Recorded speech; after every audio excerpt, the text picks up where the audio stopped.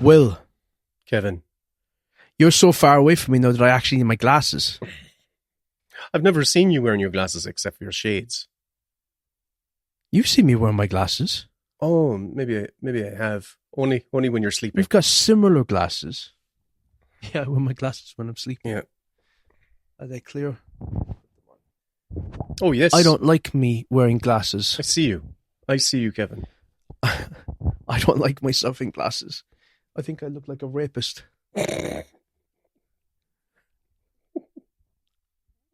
You're your own worst critic. That's what you are. I have plenty of practice. I'm basically like hearing nothing. I'm not even going to say it. Will we do a proper intro? We can do a proper intro. Hello, Kevin. Can you hear my congested voice? I can. Hello, Will. Can you hear my... Can you hear my low energy response? As always. Absolutely. As always. I'm usually the person that's got like a firecracker up their ass. Will, this episode, let's do a quick intro and then let's explain.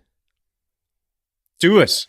I'm going to introduce it in the matter of seconds. Okay. Welcome to Screenplay, the podcast where two professional screenwriters procrastinate on mic. I'm Kevin, he's Will, and this is the podcast where we take something topical and pick a top three from the big and small screen. And we're late releasing this episode because we're a two-man operation, and once one of us goes down, the operation goes down, but both of us went down, and so the operation ceased. And we're basically scrambling now to record something, and this episode is just going to come to you as we record it. It's going to be no bells and whistles, because otherwise that means we'd have to push it back an extra few days. And I'm just hoping that you guys who are listening to this, who love us, respect us, value us, champion us, and spend all of your waking hours trying to tell people, would you listen to this podcast, they're great, that you guys will accept us, warts and all, as just two crusty voices with half-formed thoughts talking to each other back and forth from opposite ends of the country. Yeah, thanks so much, all seven of you. I really appreciate it. Oh my God. I'm joking. Unvarnished honesty at this time of the morning. No, Will. Yeah. I was going, in my head I went, oh, which is funnier? I was actually trying to find a funnier number. And in my head I just landed. And I went, yeah, and I don't think, I was like, is 12 funnier? I'm not really sure. Well, anyway, yeah, as you can probably hear, my voice is still... listeners? Can I say to them, would you ever guys pull your fucking finger out and make us popular so that we can actually bring in a third person who we can then say, like, can you help us out here? Like, Will is down for the count. Can you jump in? Or I'm out for the count. Can you jump in? Just something where it's just not the two of us. It would be nice, but then you know what? It'll be weird making that extra room as well. But this is an encouragement to our listeners to get out there and write a review. If you haven't already written a review, write a review. They've given up on that. We'll read it. Well, someone hasn't, because there's enough people are out there listening to us that I know for a fact that not everyone has written reviews. Write a review on something. It could be a bus stop, or it could be the back of a packet of cornflakes in the supermarket. Do you think people hate listen to us? Do you think that's the reason? They hate listen. They actually do hate listens. I'm getting into that whole Gen Z mindset of like qualifying, because I'm like, forget all that. Let's just get straight into the episode. Let's go into the topic. Who cares what people think? This podcast is just a lark. It's just for us. It's great fun. What is our topic today, Kevin? What inspired it and set us off? Well, the topic last week was going to be inspired by Mandalorian and the Grogu, and because that is a big screen spin-off of a TV show, we were going to do big screen spin-offs, like movies that took the leap from the small screen. But by having this little delay, I got to see Backrooms. And I think that Backrooms actually, in some respects, ties into the same theme. So I don't know what the title of this episode is. You guys will find out when you see it in your podcast feed. I'm thinking Backrooms and the leap to the big screen. That kind of works, maybe. Okay. Well, and Backrooms has been a huge box office success, like massive, phenomenal. But we're going to talk about Backrooms. We're going to talk about Mandalorian and the Grogu without spoilers. And we're going to talk about, as you said the last time, our recommendations for big screen adaptations. Would you call them adaptations? I don't know. Yeah, motion big screen, picture TV events. to film. Yeah, TV to feature film adaptations, I think, is the way to think about it. Because there have been a crap ton of them. So many. Mm-hmm. Yeah, so many. Absolutely. And like, you've done probably more digging on this one, but like it felt like the big wave of the first big wave of TV adaptation started in the 90s, of stuff that was popular on TV in the 60s and 70s and whatnot. And there were several of them were very successful. So once you have got one that's successful, like an Addams Family, you're going to have many, many more iterations. For every Addams Family, you've got a Flintstones or Beverly Hills Hillbillies and all that sort of stuff. And or The Saint. Do you remember The Saint? Or The Saint, which I want to say, I may be the only person at the time who had a fond appreciation for The Saint. Everyone hates The Saint. I'm not one of them. I think it's a fun I've never time. really seen it. You had probably the best of the lot. Like, this is the thing where we're going to not pick our best, because our best would be pretty obvious. But if we were picking the best, The Fugitive would be on my list, because I think that is like a perfect thriller, and it's different enough from the TV show that it feels distinct. It doesn't feel like a retread. It just feels like it took the springboard of the premise of that show and did a fucking belt. One of Harrison Ford's best films. Like, it still holds up. Go back and watch it. It's so satisfying. It's whenever it's on TV, I watch it every time. And I was in that position where I actually was aware of the original TV show because they were running the reruns on RTE late at night, midweek, whenever. And I was familiar with it, and I used to. It's amazing how a show that was, I'm pretty sure, was black and white, black and white 60s TV show, captured me, and I went, "Oh, The Fugitive." It used to be on late at night, wasn't it? Shows were. It was on late at night. Yeah, it was on late at night. I remember sitting and watching it with my nan, and I just felt like this is quite late at night, but I was allowed to watch that and The Streets of San Francisco, which we mentioned. But yeah, the 90s, you had you had, I don't know what Car 54, Where Are You was, but that's one of them. Is that Dragnet? No, Dragnet was 1987. Sergeant Bilko, U.S. Marshals, the sequel. You'd all the Mission Impossible movies. Well, they began with the original with Brian De Palma in 1996. Wild Wild West, awful film. Lost in Space, terrible, like really, really poor. And then you get into the 2000s, and they sort of they become more parodies. Like, I think one of the best of them is the Brady Bunch movie. Mm-hmm. Like, that is the one that I think. Well, I guess Naked Gun, but Naked Gun actually was. It was just a big screen version. It was the TV show. Yeah, but a Brady Bunch kind of led then to the kind of the spoofy ones of Starsky and Hutch and the Dukes of Hazzard and Charlie's Angels and Land of the Lost and Baywatch and stuff. But there've been so many. The Brady Bunch was a very clever adaptation where they went for the fish out of water approach, where they took this TV show family from 1970s TV show family and transplanted them to the contemporary 90s Los Angeles.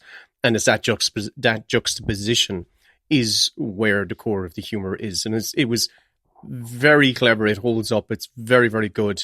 And that was one of the best of the bunch, I think, of that generation. Wayne's World as well.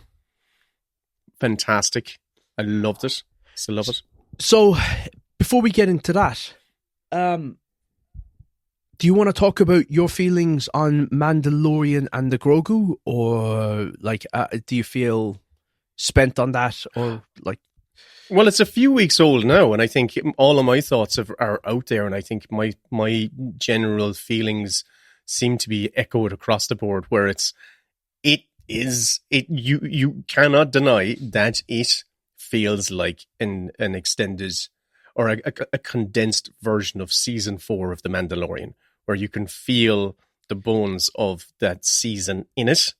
It's flopped, even hasn't how it? it's structured. It's done poorly. It's done relatively poorly. I think globally, Do you think they'll it's do a at about, sequel? look at you. I can see you smiling. I can see you smiling. It's like that. Unless it gets to season 5 on Disney Plus, that's the only thing. Do you want to know my I- random thought that I had, where I was thinking the best things that this Star Wars franchise has introduced since it went to Disney, they all begin with B. So it was BB-8. I think that's the best thing of the sequel trilogy. Baby Yoda. I know he's Grogu, but like Baby Yoda. Yeah. Like, I'm talking about these things where it caught fire. This was a huge pop cultural thing to rival the originals. Like BB-8 was massive. Baby Yoda, massive. And Babu Frick from the latest one, and from the last Return of the Skywalkers, or whatever the fuck. Do you know what? They were all things, and bees. I'm not sure if Babu was Babu Frick. Were they like little engineer dudes or something like that? Yeah, I can't remember exactly. In the Revenge of Skywalker, or whatever the last one, Rise, JJ. The Rise of Skywalker. In The Mandalorian, there's this unusual detour, and it's where you can really feel like this was intended to be a specific episode of the TV show. And to me, it was actually one of my favorite beats of that film.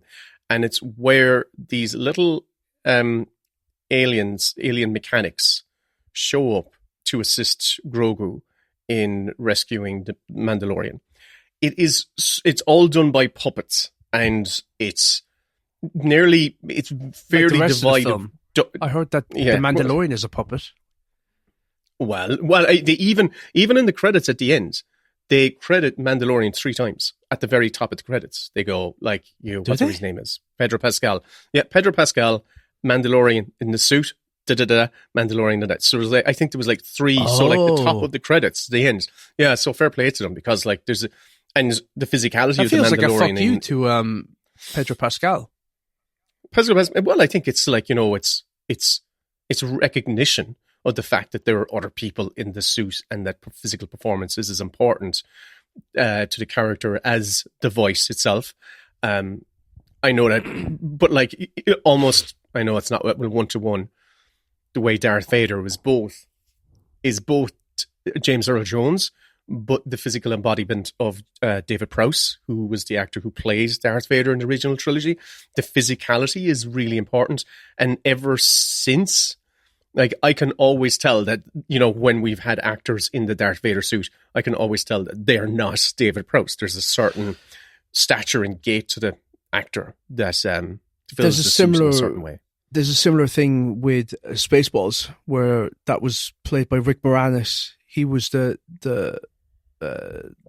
face of was it Dark Helmet, and James Earl Jones. Yeah, Dark Helmet. James Earl Jones was in the suit, so that was. It's a fact. You can look it up. Yeah, we look it up. It's true. It's true. Yes. So generally that's my thought on Mandalorian. It's all I can say is it's. Do you want to know my thoughts? It's not that. What did you see it? So I didn't go see it, but I thought it was terrible, and there was nobody in the cinema. So, because I was on the outside, I was like not able to see who was in there, and the screen was very dark because I was on the outside, and it's a movie. It's a movie. That's a certain fact of the matter. Tell me about Backrooms, because that's the one I'm really interested in, because this is the one that's the phenomenon. This is the thing that all the Gen Z kids are going to see. and and me, like and Kevin. Gen Z. I'm a cusper. I think that's the way. First question to you, Kevin, is this: so you saw this in the cinema, correct? Yes, What was the attendance like? it was grand. It was like there was a few people from Cork there, but you can tolerate that. But, Right. Okay. Yeah. Yeah, it was all right.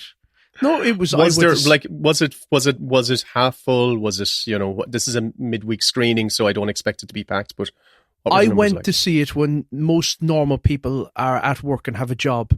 So the cinema. Oh, that's the best time. The cinema was pretty Empty. much half empty, with a few students that were up the back, like just entertaining themselves. Yeah. But I thought it was fantastic. I really think Kim Parsons, who's the director of this, he's 20 years of age. Like, I'm coming to this now where I don't know anything about the Backrooms. I just know the memes of the viral images and stuff like that. I don't know. I believe it was a YouTube show or something. I didn't look into this. I don't really feel it was necessary for me to be up on the lore. I just wanted to watch a good film. This, aside from anything else, I have to get out of the way and just say, Kim Parsons at 20, he is a stunning talent. He's arrived now on the scene, fully cemented, in fully control of his craft. He's presented himself as a masterful filmmaker. He's up there with like Kubrick and Spielberg and these people. I'm telling you, like, he's 20 years of age. He shot this when he was 19. Like, there's shots in this which are just like, I've never seen them before, and I thought every single thing about the film felt intentional, and every single carefully crafted second of it I loved. I felt completely at the mercy of his choices, with his sound mix, with his shot compositions, with his lens choices, with his music, with his production design. He hit it out of the park. It might not be for everybody. It's a really odd film. It's very transportive, and at times it tries to explain some of the mystery of it, this unknowable mystery of these backrooms. But this, to me, felt like a film that David Lynch would adore. Like, David Lynch would go, no, that's a movie. But I want to say, there's a couple of things I want to ask you first. First of all, I'm saying this is so un-me, but I truly am so intrigued, and the fact that you're recommending it so positively, I actually might make the trek out to go see it in the cinema. Yes, you should. Second go question see it. I want to It's ask not you is horrifying. It is more eerie and unnerving, and it's pure cinema. If you want to go and watch something that is like, there's only one moment in the whole film. If I'm holding the mic properly. There's only one. Don't swallow it. Moment. Yeah, no, I could never fit this in my mouth. You've thrown me off now. So there was one moment. I was asking you. So there was one moment. No, stop the and there car. Was another I want to thing, get out. I want to go home.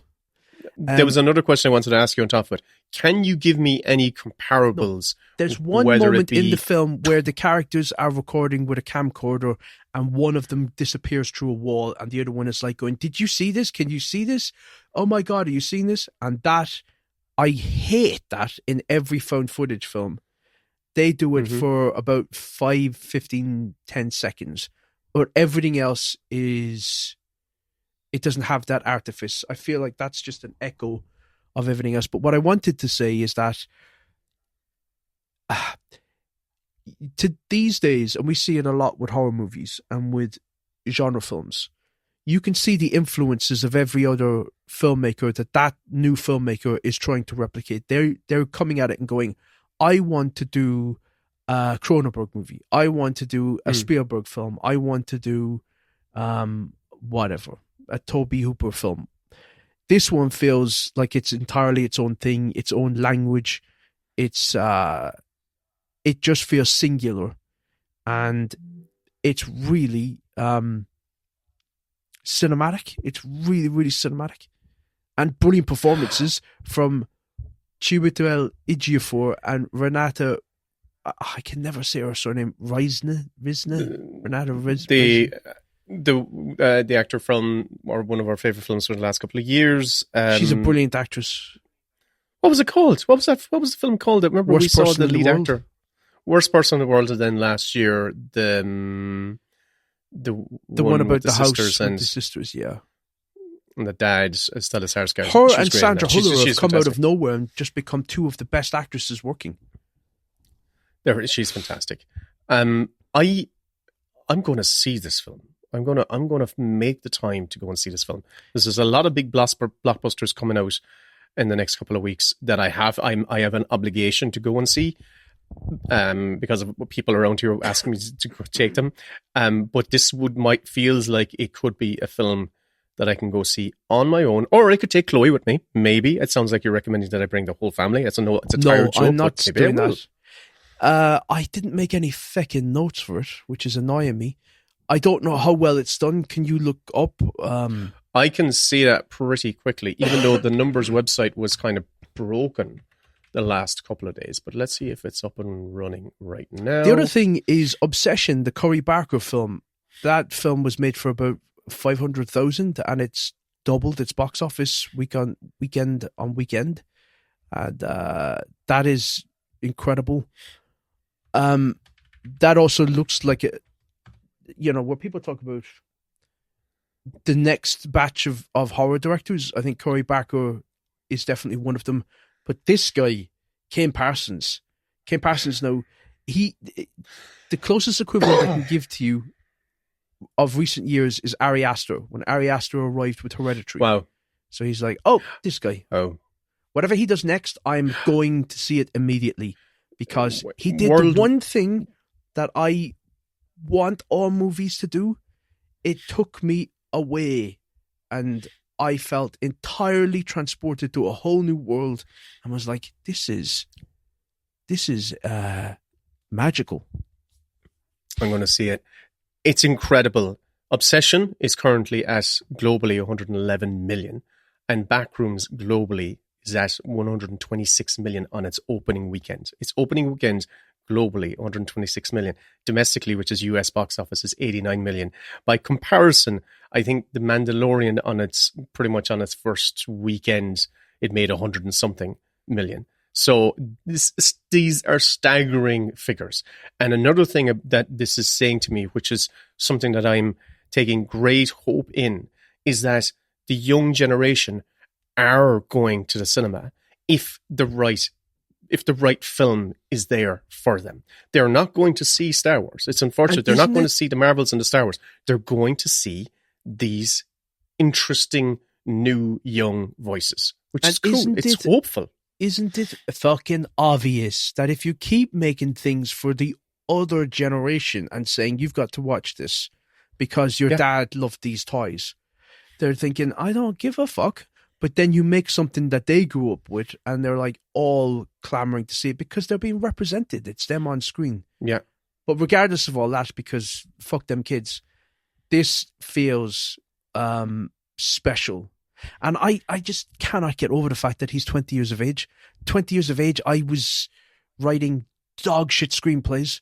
Like, I was asking questions of like, if you have a scene that takes place in a car, is that an interior or an exterior? Yeah. Like, I didn't have a clue. I don't even think I had started writing screenplays. I don't even think that I'd attempted a proper true short at that stage. I was still kind of going, hey, I'm just watching films. I kind of like films. I'd like to make them someday.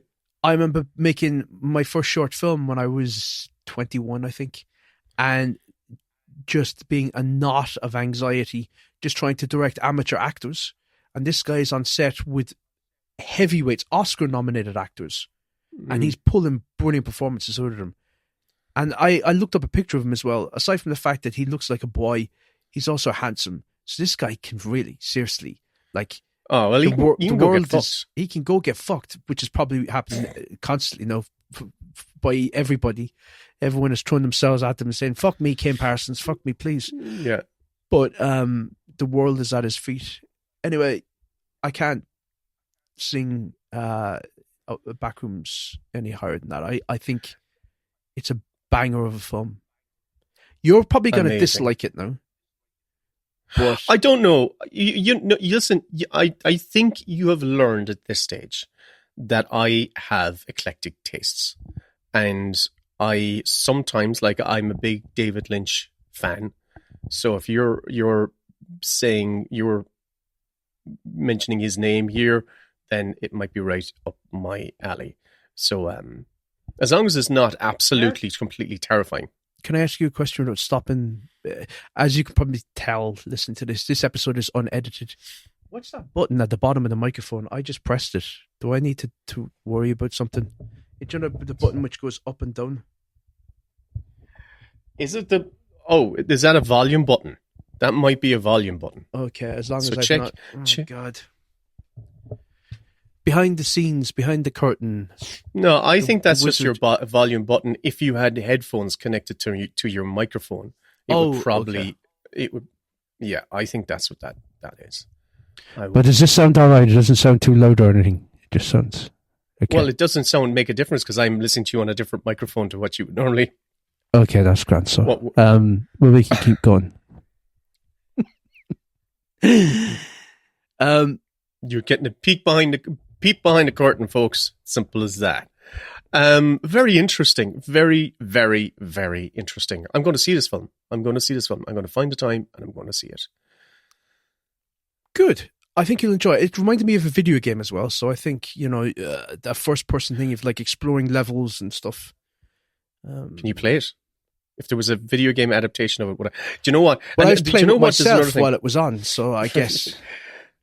All I've seen, I have seen the trailer for this maybe once, and it does remind me of some of those video game kind of like, or internet kind of urban myths type things out there, like the Slender Man stuff. There was a game called Slender Man, Never saw it. which was so there's this like whole genre of like indie horror games, which like took the young generation by storm, where there was this game called Slender Man, and all it is you just walk through creepy woods, and there will be this tall man who will appear in the periphery of your vision. And he's slender.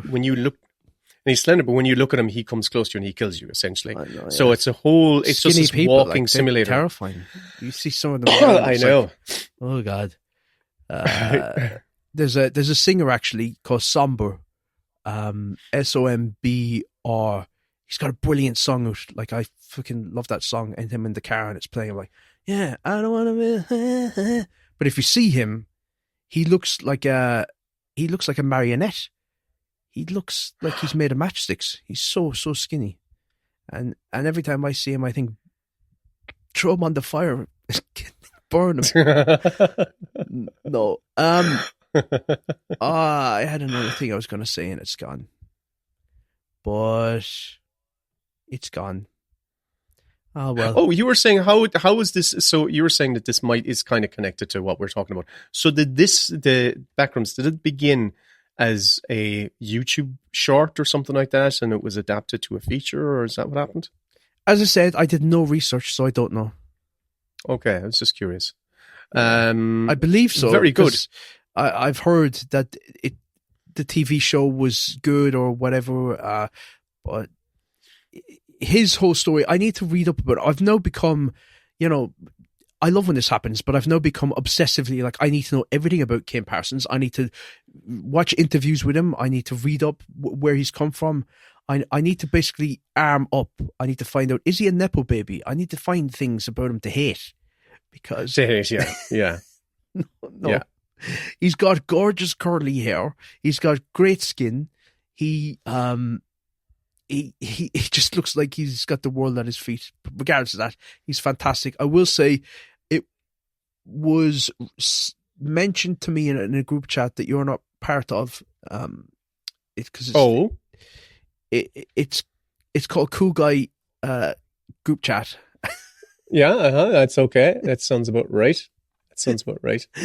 No, but they said they loved it, but then they loved Skinamarink. And Skinamarink, for me, was a film that I found unwatchable. I could only stomach, like, 15 minutes of it, and it was so creepy. It was so boring.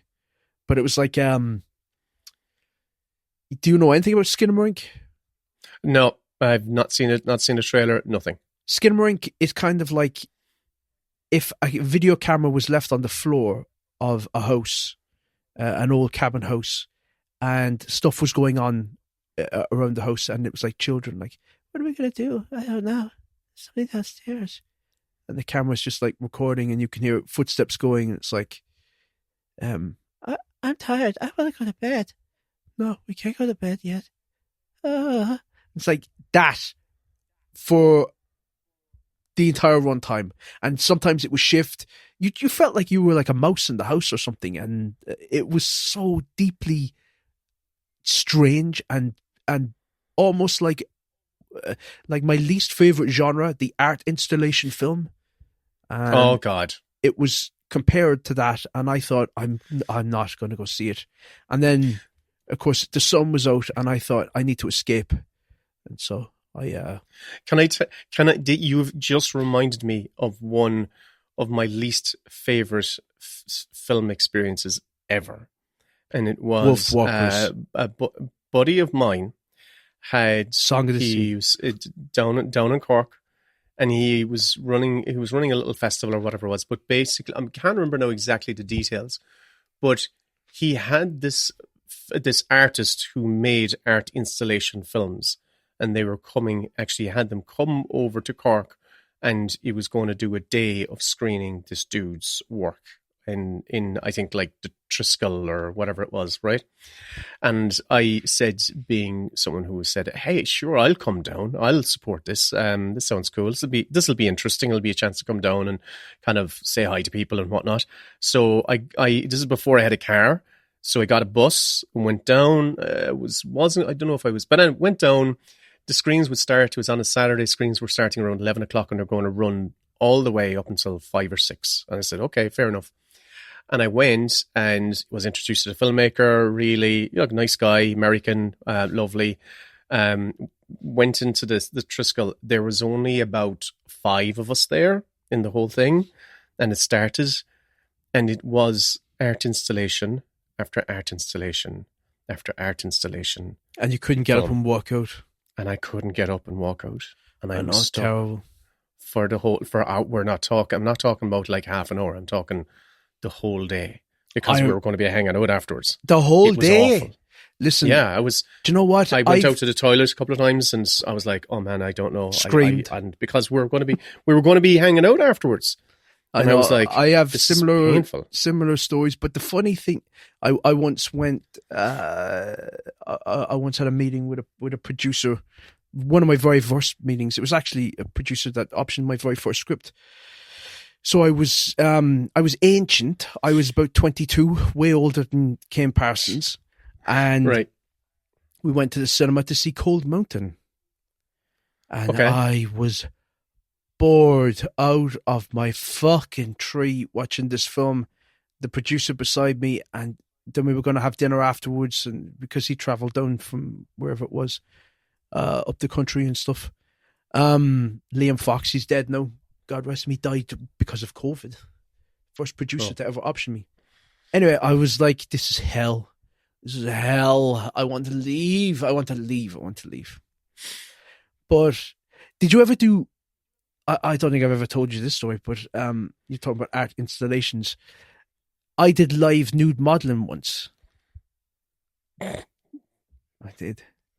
What was it? Was it something that was? Did you I just saw a notice. It? I saw a notice up there asking for live nude models, and I put my name down. And the day came, and I went down 7 o'clock, and there was nobody there, so I just stood in the hall, naked for an hour and a half until the janitor came in, felt sorry for me, and drew a picture. And I have it framed now. Oh my God. But, yeah. Was it the janitor who came in and drew the picture? I misheard you there. Was that what happened? Yeah. She came in. Fair play to her. Fair play to her. She took out her big biro and she drew it on the back of a napkin. And she gave it to me.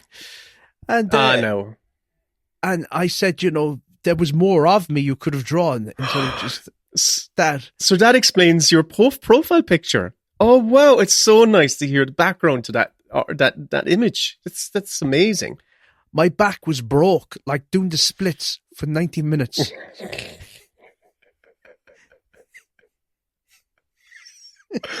Oh God. Hey, what about TV adaptations, Kevin? Weren't they so cool? Weren't they great fun? I'm going to tell you, like, we're talking about recommendations now. So as I said, there's my favorites and then there's the ones that I'm going to recommend. So I'm not going to mention Borat because I think Borat is brilliant. I absolutely adored it. I loved it. Brilliant film. I'm not going to mention Mrs. Brown's Boys, the movie. Brilliant. But you actually liked that film. I saw that on a plane flying to Los Angeles and I pissed myself laughing. Yeah. I thought it was brilliant crack. I loved it. And I was looking around at everybody else in the plane going like, what's wrong with you? Like, why aren't you watching this? This is great. Turn it on. And nobody was watching it. And I loved it. I thought it was brilliant crack. And we're not going to mention any Star Trek because obviously we've done an entire Best Bits double whammy on Star Trek because they're just great. No. I have 3 I want to recommend, but I want to start off with an honorable mention because this is one of the big major flops, and it was based on a long-running TV show and a radio show. It had a budget of 225 million. It made a worldwide gross of 260 million. So, like, there was a loss of 150. Although they always include marketing in these box office takings, and marketing is its own separate division. They have their own budget that they have to spend every year, regardless of what films are coming out and whatever. It's never factored into the books, but people always include marketing, and they shouldn't. Marketing has no bearing on whether a film turns profitable or not. Like, they have maybe 400 million. They've got to spend it regardless. They're like the Cork Corporation. They just need to dig holes and fill them in and dig holes and fill them in because they've got to spend the money. So it has nothing to do with doing it any good. I love the comparison that marketing is like roadworks. Yeah, it is. Very similar. Get 14 fellas standing around staring at a hole. What year are we talking about here, Kevin? Because I'm doing my own mental narrowing down. It was in the mid to late 2000s. Okay. It starred an actor who was cancelled and another actor who was semi-cancelled. Okay. Mel Gibson, and I don't know. Kevin Spacey. Music by Hans Zimmer. Still not with you. It has one of the best action sequences of the 2000s, like of the 21st century, like a sustained 40-minute action sequence that is one of the best. I know what you're talking about. Is it The Lone Ranger? It is The Lone Ranger. So The Lone Ranger is a quirky film, Gore Verbinski, overblown. They spare no expense.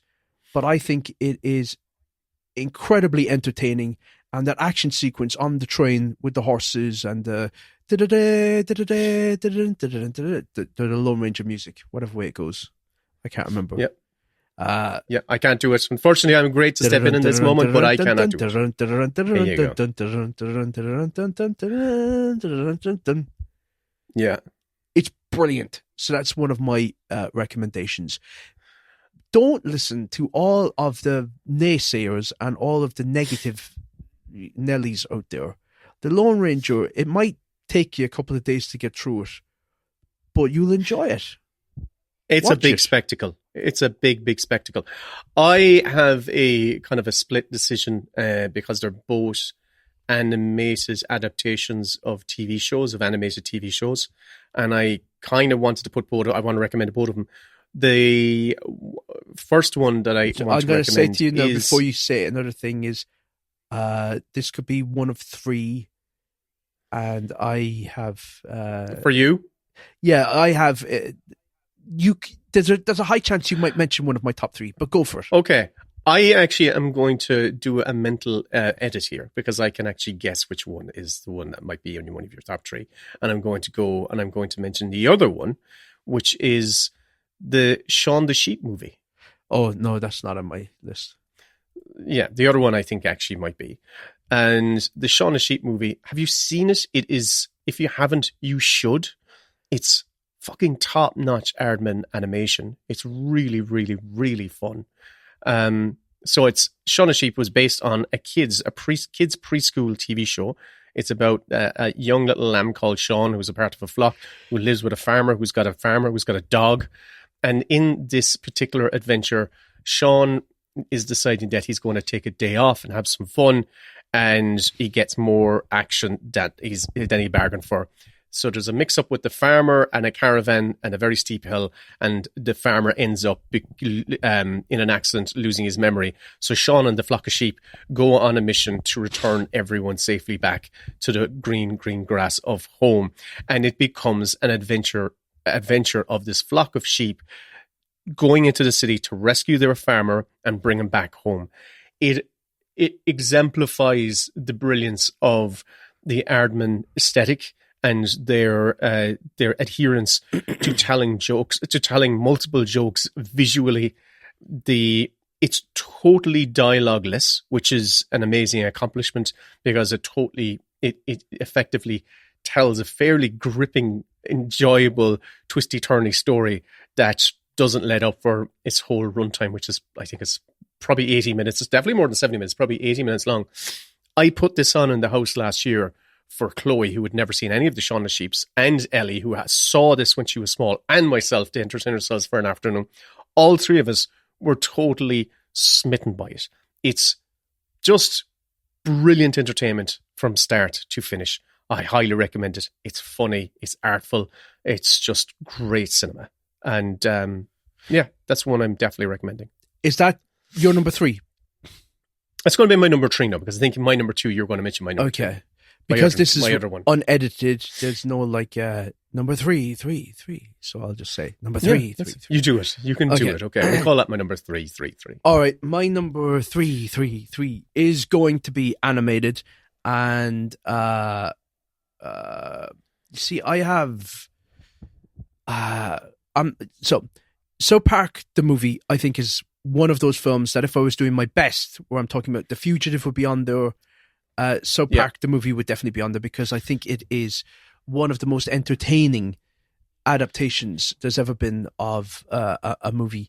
The other one would be The Naked Gun. So those would be my 3. If we were doing the old version of the podcast, my top 3. I think they're fucking... Wayne's World. I'm adding Wayne's World, and you already said Borat. I'd actually throw in the Addams Family as well for me. Addams Family would be in there as well. Yeah, like this is... There's... You can't really miss this. There's at least about a dozen which are just perfect movies. Like they really smashed it. But my third recommendation is Teen Titans Go to the Movies. Oh, God damn it. Okay, right. You want to know something? It was on TV. We had it on TV here last week. And I've never seen it from beginning to end. So you've watched it properly. No, I haven't watched it. I haven't watched it because listen to me. Because we used to watch the TV show on a loop for years, and I would be sick of listening to Teen Titans. It'd be on day after day after day after day after day, and by the time the movie came out, I was done with Teen Titans. Is that what you're going to say? Basically.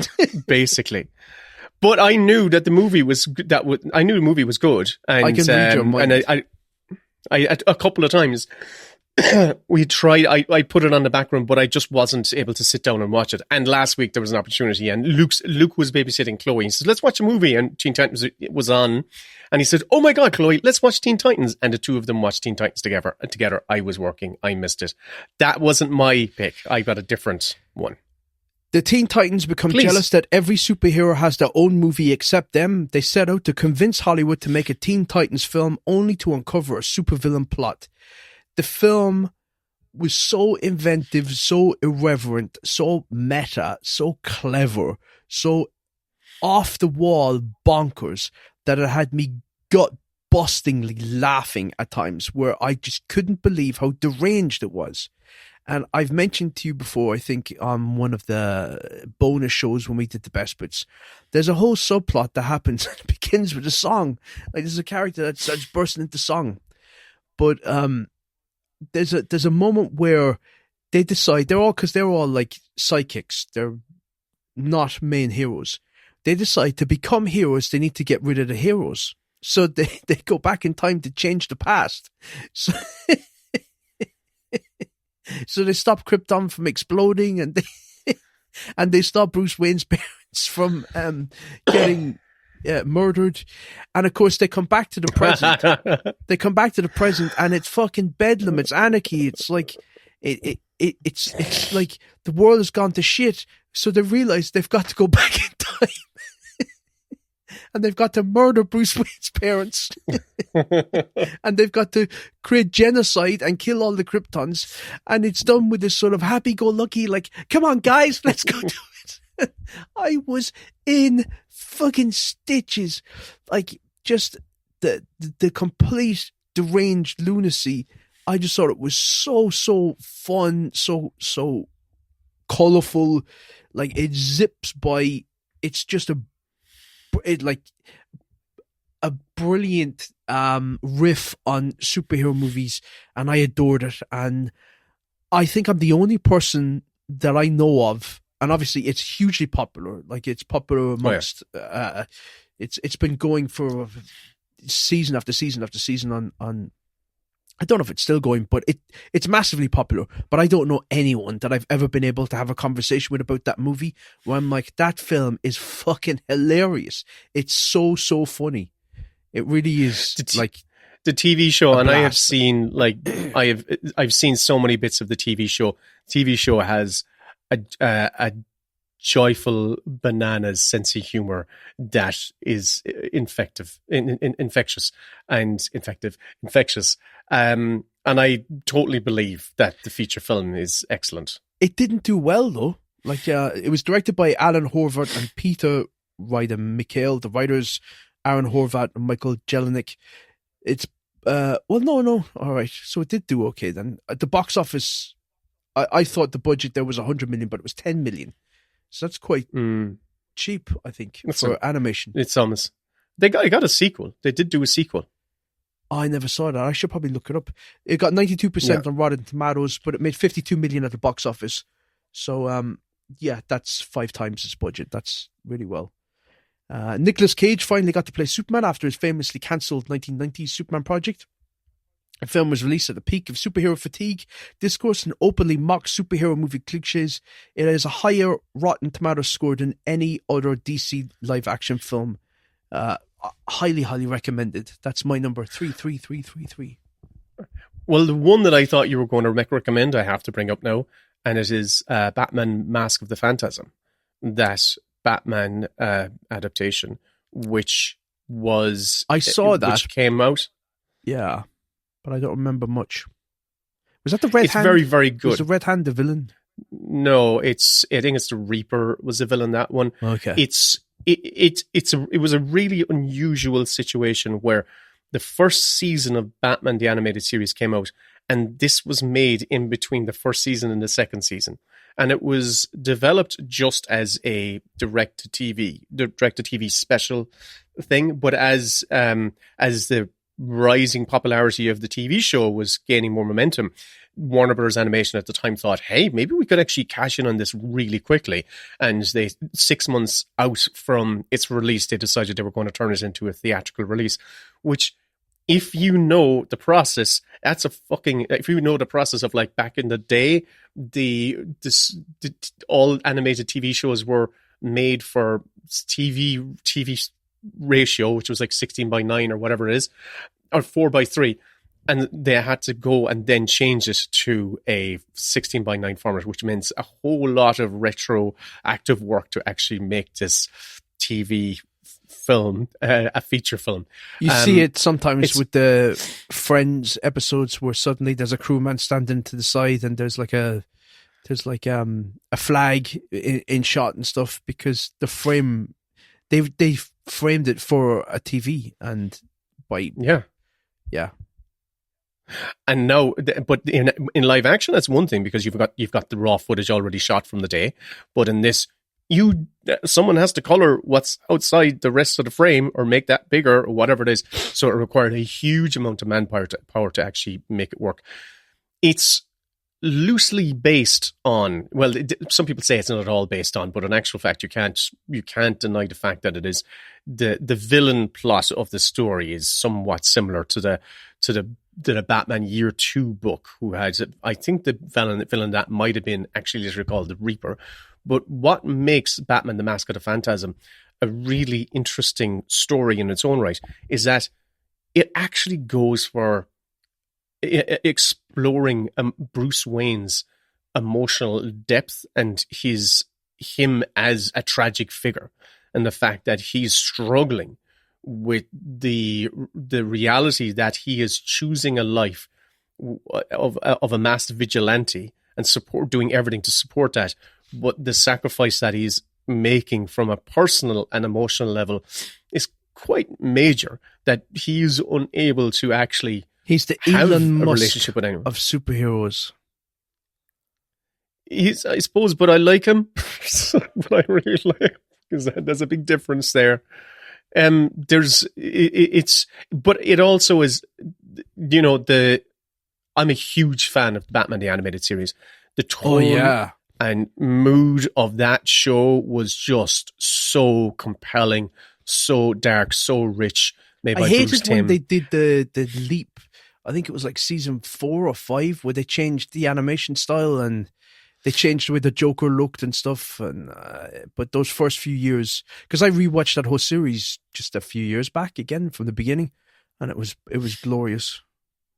Mm-hmm. That's why it's worth watching this, because it's a standalone story in its own right, and it's very much a character driven drama. It's such an unusual take for a show that it was all about its rogues gallery of villains. To actually make this a Bruce Wayne story was it's quite rich and interesting. It's just great. It's got all the atmosphere of that amazing TV show. I highly recommend it. If you haven't seen it, you should check it out. So that's your number 2. My number 2 is also animated, and I thought that you might mention it. This is one that I think I could confidently say that not many people have seen Teen Titans Go to the movies, and so that counts as a proper recommendation. This one, I think that a lot of people have seen it and have probably forgotten about it and have dismissed it. Maybe it didn't live up to the hype at the time, and now they're just like, they've never gone back to it. But I want to bring it up because I think you should go back and revisit it, because I did a couple of years back, and I came away much more impressed with the film and more fond of it. And it's the Simpsons movie. Oh, really? I haven't watched it since the cinema. Okay, go back and watch it again, because it feels now like the fitting end to the Simpsons. Like, that feels like the proper finale to the show. They brought back a lot of the original writers to work on that. It at the time it felt like it just didn't live up to the quality of the South Park movie. It didn't feel as contained. There was an awful lot of great characters that didn't get any airing in the movie, like Mr. Burns is barely in it and things like that. Like, all these great characters, it's like, why would you do a movie and not like have them? The villain should be Hank Scorpio. Like, I think most people would agree with that. Even brought back what's his name, Albert Brooks, to do the voice, but he played a different character. But the film itself is great crack, and it has one of the through lines of all the great Simpsons episodes that they've completely abandoned nowadays. And you're better off just not watching The Simpsons these days, because it's just sad. It's just kind of sad. They've relegated characters because the voice actors are no longer permissible or permitted to do the voices for them, and some of the performers have died, and some of the performers are too old. But the movie taps into something that all the great episodes did, which is there's a sweetness and a sentimentality. And on this one, Marge and Homer decide to split up for good, and she leaves him, and you really feel like that after years and years and years of Homer being a fuck up, that he's now broken the family, and they spend a good 20 minutes just going right into the loss of that relationship before they bring them back together. And when they do come back together, it's so beautiful, and there's some great lines in that film as well that off the top of my head now I can't recall them, but I would say, like, if you're looking for a film to rediscover and think, actually that's a really good one, the Simpsons movie is brilliant. It really is. So I'm going to. There's a sequel coming. There's a sequel coming next year, I'm pretty sure. Yeah, and 2027. I don't want to be, assuming the worst, but I just don't know that they can do it anymore. I know. Yeah. I remember seeing it at the time, and I remember at the time feeling, because the mood was, The Simpsons has gone back off its peak years, even at that stage, which was it around 2008 maybe, or 2007? I think. I can't. Film really came sure out when it came out. 2007. It was a huge hit. It had a budget of 75 million. It made 536 million at the box office. Fox spent years refusing to make a movie because they thought the TV series was so profitable. They feared it would distract the writers. The screenplay went through more than 100 drafts. The famous Spider Pig gag became a cultural phenomenon. At the time, it became the highest grossing animated TV adaptation ever made. Fans had waited almost 2 decades for a movie after rumors began in the early 90s. But the premise is, after Homer pollutes Springfield's lake, the US government places the town under a giant glass dome. The Simpsons must save Springfield from destruction. I love it. I'm going to watch it. Because it's been too long. Do you want to hear my top recommendation? I don't think enough people have seen. Number one. This is a adaptation of a character who was born in British comedy. He was a character who was a side character on it. What did you say? Bean. Not Bean. No, not Bean. Mr. Bean. He started off as a character on a kind of a sharp satirical anarchic comedy, and he was just a sports broadcaster in that show. The characters grew legs and legs and legs. He ended up having his own TV show called Knowing Me, Knowing You with Alan Partridge. I watched this movie and I don't remember the movie being that good. Keep going. The film eventually, after many years and many attempts at different things and that and whatever, eventually Alan Partridge, after there have been plenty of discussions of them doing an Alan Partridge movie, I think for about 10 years, they eventually landed on a plot where the film is called Alan Partridge Alpha Papa. Myself and Karen watched this in the cinema with 2 other people in the back of the cinema, and we laughed like drains. I fucking found this film so funny because myself and Karen love Alan Partridge, love that awkward, cringy comedy. It has a brilliant he brings. It has a brilliant opening titles, if I remember correctly, where he's driving along the road and he's singing along. To music, and I thought that was good crack.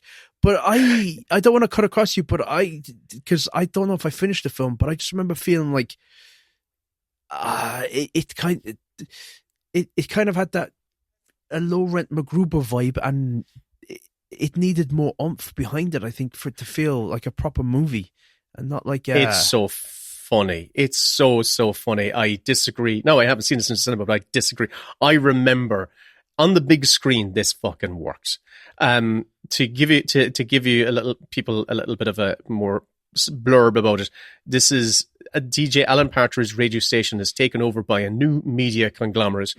It sets in chain a motion of events which see Alan having to work with the police to defuse a potentially violent siege. It's so funny because Alan is the maker of all of this. He is the catalyst for everything to go to shit. when this company comes in to buy out this station, Alan's the old big dog.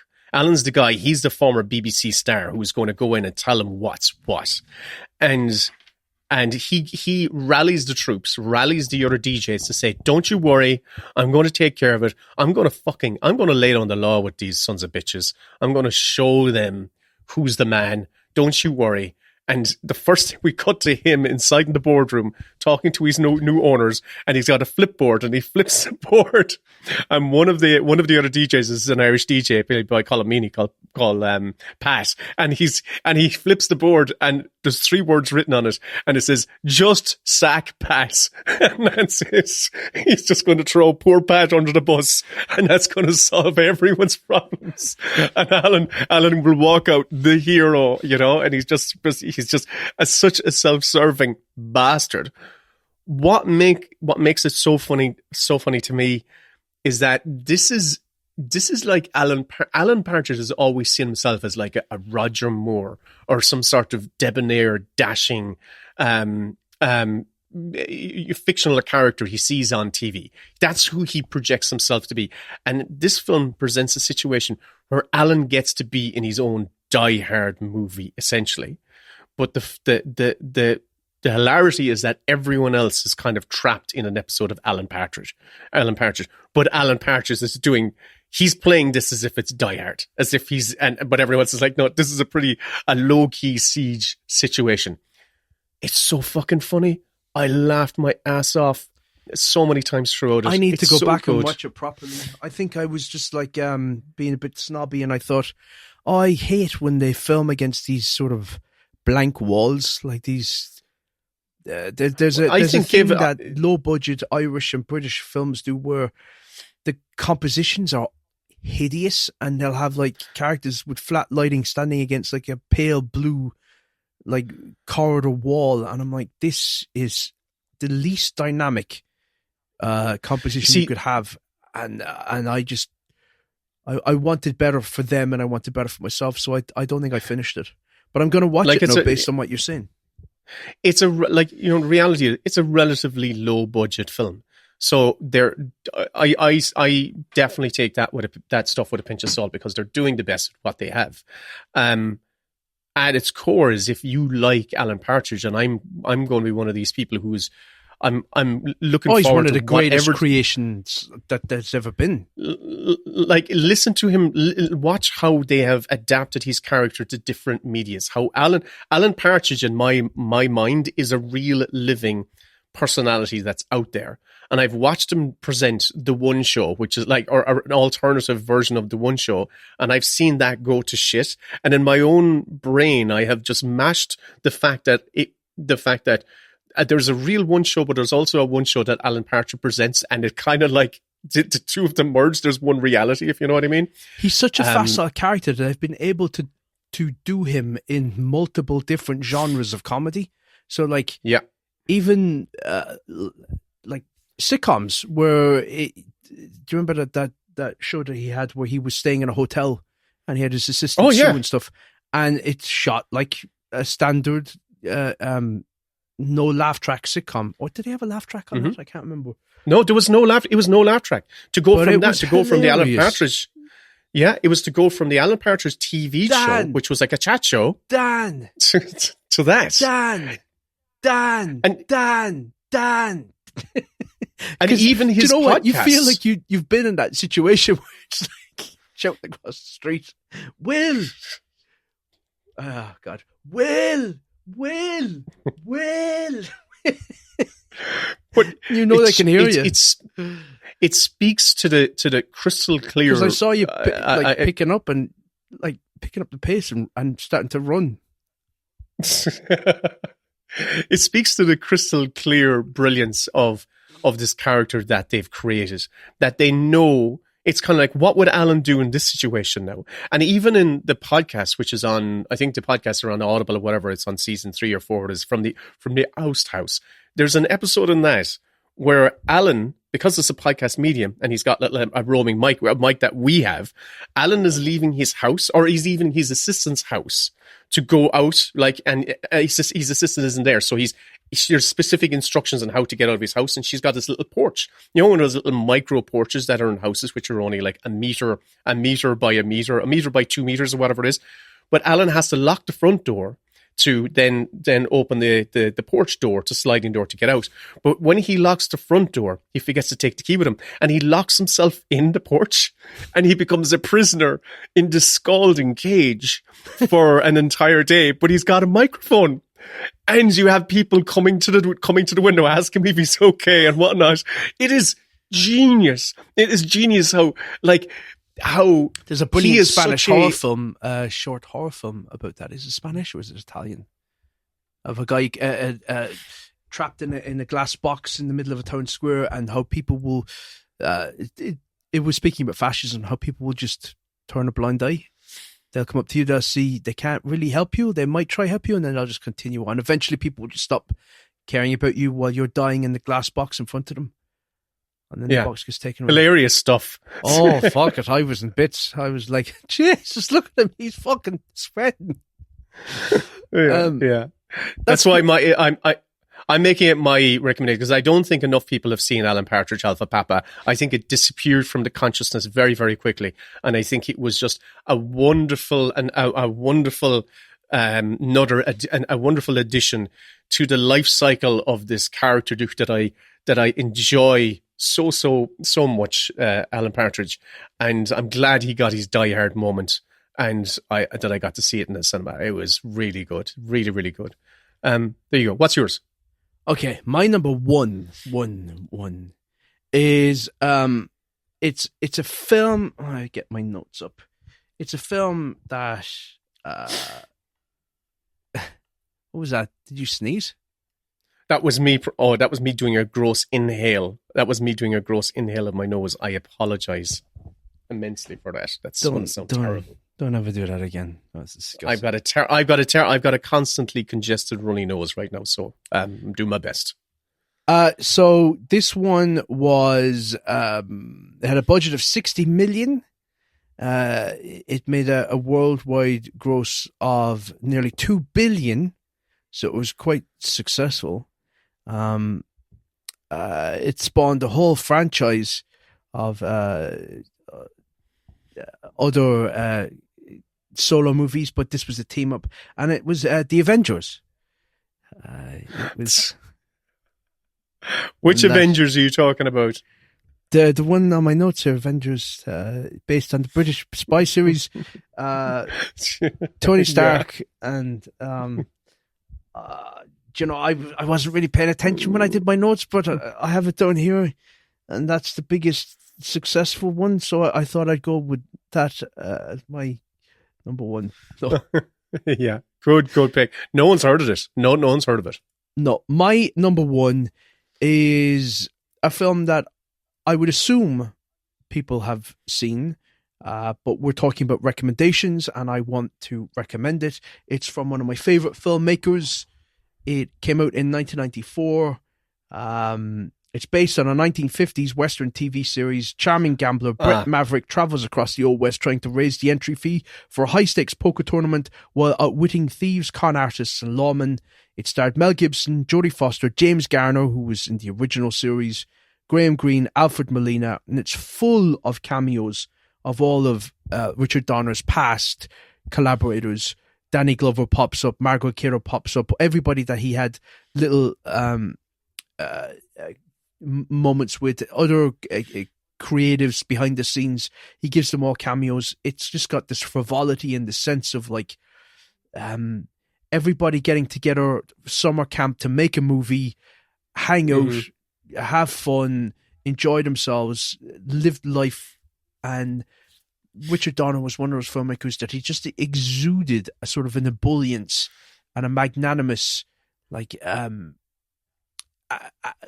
just nature about himself. I've always loved his approach to the business when he talks about it. But that film is just, it's sprawling. It's got lots of like twists and turns. It's very, very funny, but it is a proper old school, charming as fuck crowd pleaser. And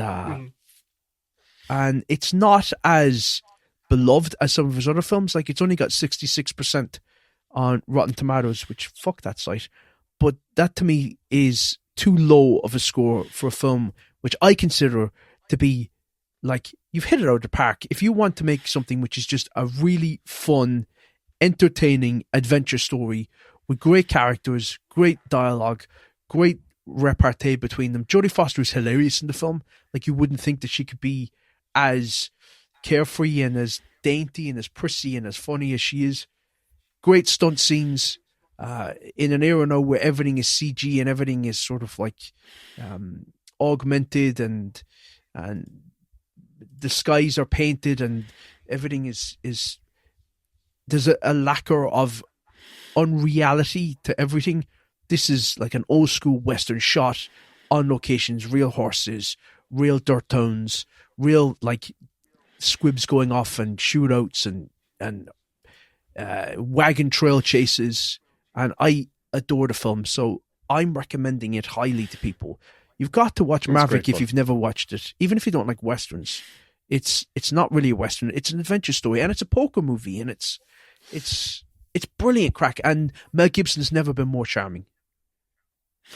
It's a good jolly jaunt of a film. It's brisk and breezy and sun-kissed. I like it a lot, and I haven't seen it in a long time, but I've got to go back and watch it. It's a good pick. It's got a vibe of The Last Crusade about it, where you have Sean Connery and Harrison Ford, that dynamic of a father and son, because you've got James Garner and the upstart of Mel Gibson, and him being a little he becomes more of a mentor, but he begins with him thinking that he's a rapscallion, and that's not how you treat a lady, and all this kind of stuff. There's all this bravado and bluster. It's got a lovely dynamic between the three of them, and I love that film. So highly recommended. So and that's my number one. Great pick. We did it. We discussed TV to film adaptations and other things along the way, and whatever the title of this episode is, you, dear listeners, know, because I certainly don't know what it is right now. Nostalgia picks for me. Can I mention a few of them? Of course you can. I'm going to throw a few in as well. Go on. Teenage Mutant Ninja Turtles, the movie. Loved it. It really that's great. Scratched an itch for me. Obviously, I want to mention one that, and the sequel, Addams Family Values, was really, really good. One that was a bit of a kind of a surprise, even though I was like, is this actually kind of good? The Guy Ritchie film, The Man from U.N.C.L.E. That was fun. Yeah, that's probably one of the more recent Guy Ritchie movies that I have enjoyed because of the dynamic. Again, it's like if you want, if you want, God, I can't remember his name. The guy that got cancelled, he got properly cancelled to the point where I just cannot. I've memory hold his name. He's to Armie Hammer. Yeah, Armie Hammer.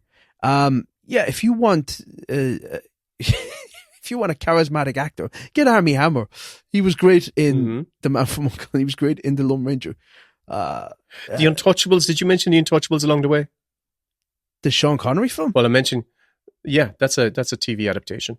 Was it? That was originally a TV show. Yes. Oh, I didn't know absolutely. That. Oh, I never knew there you that. go. Yeah, that's a really good one. Then there's a few that I want to mention that were really disappointing to me. Where I thought, oh God, I was really looking forward to that, and they kind of like let me down. The X-Files movie. Two X-Files movies. There's been two of them, and word about Director Scott happening at some stage. I didn't watch the other one. I guess a brilliant one that we can mention. Would the Muppets count? Yeah, I would. Yeah. It's a Muppets Christmas Carol, perfect film. George of the Jungle is a lot of fun. I know. Oh no, I was in college and I saw that. It's totally a kids movie, but Brendan Fraser's just joyful exuberance is what makes it. It's a cartoon movie. It's a live action cartoon movie. It's great for the kids. I'm actually going to show it now to Chloe because I remember showing it with Luke and Ellie, and they just loved it. He's so fantastic. He makes that film. It holds up as just pure children's entertainment. It's great crack. And then, of course, the trilogy that I think everybody's got to watch. On the Buses, Mutiny on the Buses, and Holiday on the Buses. Great series from the 1970s. No, I think that covers everything. And funnily enough, the next big major release coming out is also a TV to big screen adaptation. Masters of the Universe, based on the cartoon series. Well, Toyline that became a comic book. Toyline that also was a TV series that they then made a TV series off the back of the Toyline. I'm looking forward to it. I'm actually looking forward to it now as well. I've heard the reviews have turned around and that people are actually saying, do you know what, this is good fun. Myself and Luke and Ellie will probably go see it, so it's going to be a family day out for the gang. What time are you going? Do you know what, I'll give you the details once we have things booked, okay? I'll let you know. I'll make sure you'll be the first person I inform. Because the last time I asked, you never text me back. And yeah, do you know, it's funny the way that I'm only 5 hours away. I can do that. It's patchy. The reception's so patchy up here in Donegal. I'm so sorry about that. I know, but I know. I've nobody to go to the cinema with. And now that you're in this side of the world, you can actually come up here. Oh my God. That'd be great. Things are stewing. We have more potentials. We have more potential now. We're actually closer than ever before. I need to get a patch though for my bike because the back tire is not. Do you know what Ellie got recently, or the kids got recently, is one of these things called a wiggle car. They're fucking amazing. The